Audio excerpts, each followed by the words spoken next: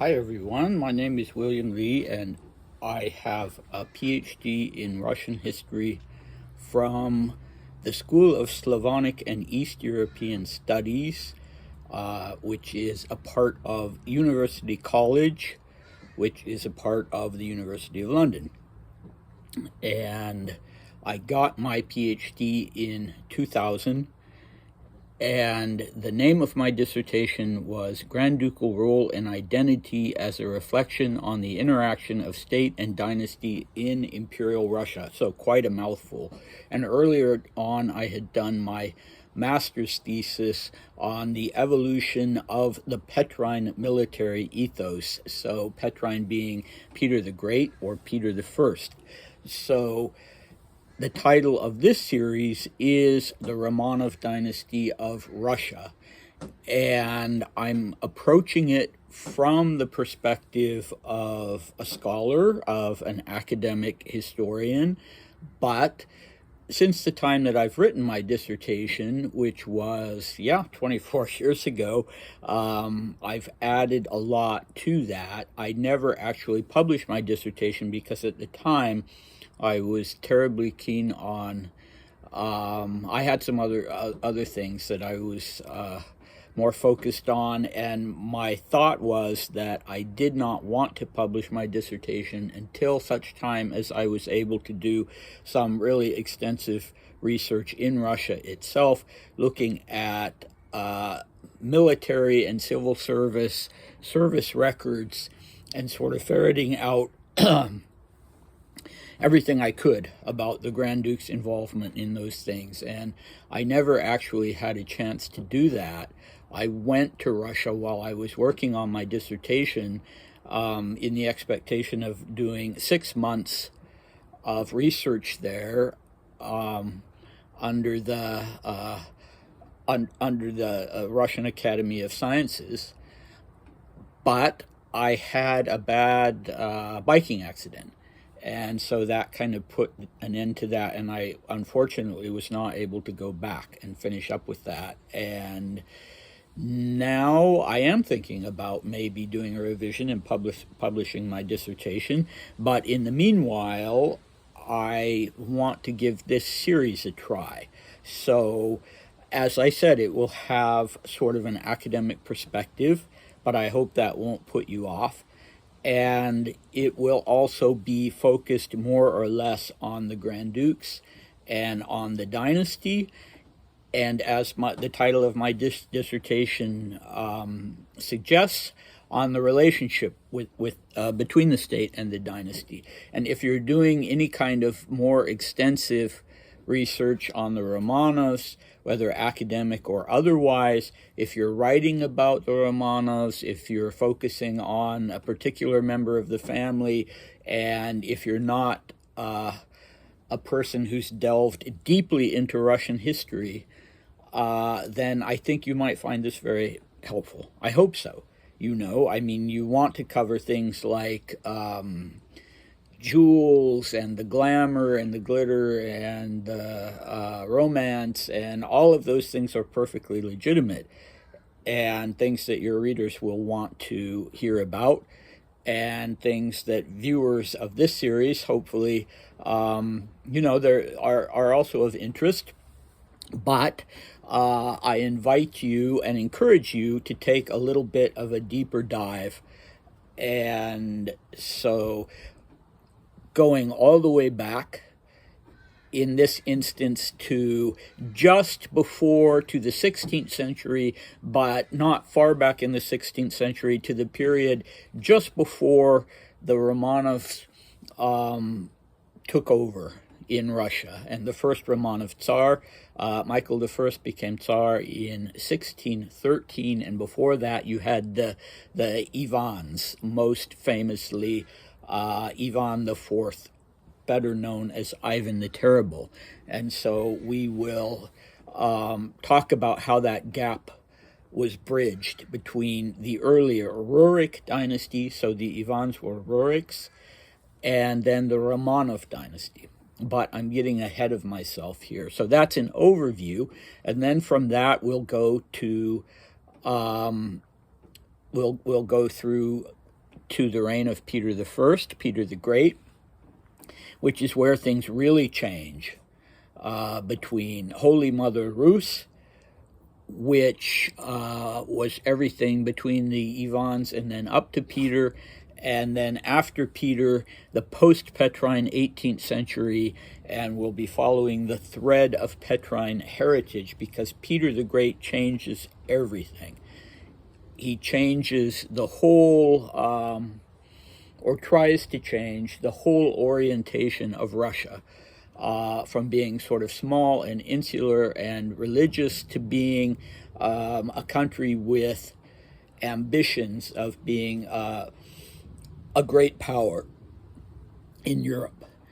And so what that really involves is a conflict between two different ideologies. So one is very much centered on the state as a geopolitical entity, which comes into existence during Peter's reign, and making that and keeping that state a great power. And the other is a Tsar-centered and religious-centered ideology where the Tsar is the little father, and he is as much a spiritual leader as a political leader, and everyone in the state, no matter what their title, no matter how grand they are in service, is a servant of the Tsar. You could even say a slave of the Tsar, and that doesn't mean that people actually lived as slaves of the Tsars, but that was the orientation, that the Tsar was the center of everything in Russia.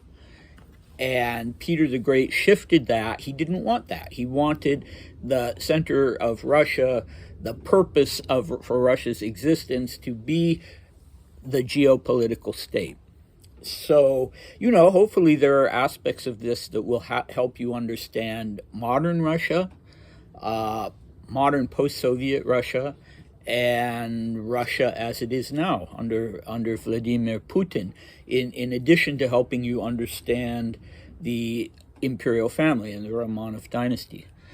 So within the family, we're looking primarily at the Grand Dukes. The Grand Duchesses will certainly come into it, and the emperors themselves and empresses will certainly come into it, as how could they not? But because my research was centered on the Grand Dukes are going to be more or less the main subjects here. And so covering two things. One, the objective issue of their service role, which, is quantifiable, and qualitatively you can look at it in records, so that's quite objective. And the other one is the subjective role of identity within the imperial family. And another reason why I'm more or less focusing on the Grand Dukes is because they were expected to play a service role. Women at that time clearly were not. They were focused on other things. They made their contribution in other ways. But the Grand Duke's identity as members of the imperial family on the one hand, and as servitors to the geopolitical state on the other hand. So those two issues, once again, the objective issue of simply what they did, what ranks they had, how that evolved over time, and the subjective issue of what their personal identities were in relation to the state and the dynasty. So things that we look at that are related to that are patterns of behavior.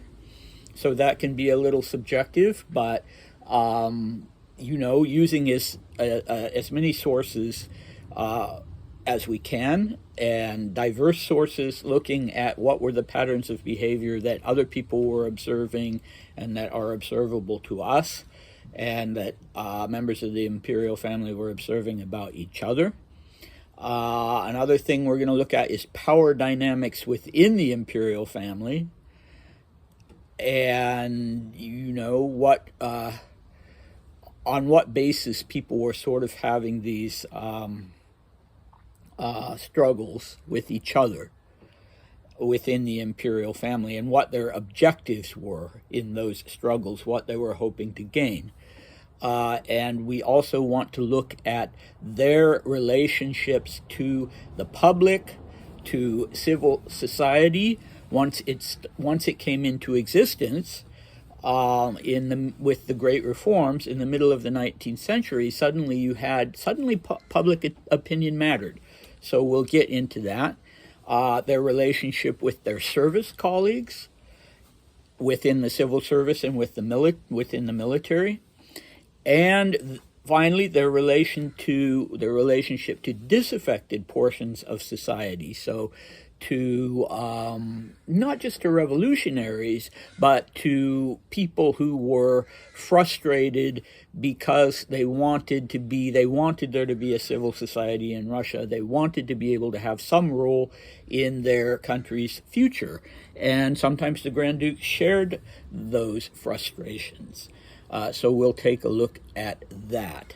And most importantly, we're going to be looking at how the Grand Dukes fit and saw themselves into the struggle, the overall struggle between the crown and the state, the Tsar-centered view of things and the state-centered view of things. And it's not always clear-cut. I mean, any of you who have read about Nicholas II know that he very much shared this pre-Petrine view of the Tsar being the little father and a spiritual, his power being vested in his spiritual role.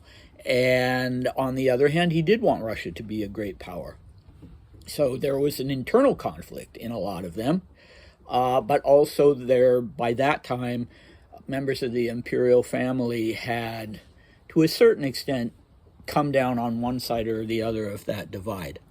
Okay, so the lion's share of what we're going to look at is the 19th century and the period of great reforms, and this specifically is a time when there was what I call a Grand Ducal baby boom. So the birth of many little Grand Dukes and many little Grand Duchesses. And the family up to that point had been really seriously on the verge of extinction. And then all of a sudden, Paul I had 4 sons and also several daughters. And those sons had many sons. And all of a sudden, the dynasty was confronted with something that it had not been prepared to deal with. And this is that you have all these junior branches of the family with the title Grand Duke, and sometimes in competition with the main branch of the family, with the emperor's children. And so how did they switch from being a dynasty on the verge of extinction to a dynasty trying to integrate all these different junior branches of the family and individual actors within the imperial family? So I'll stop there.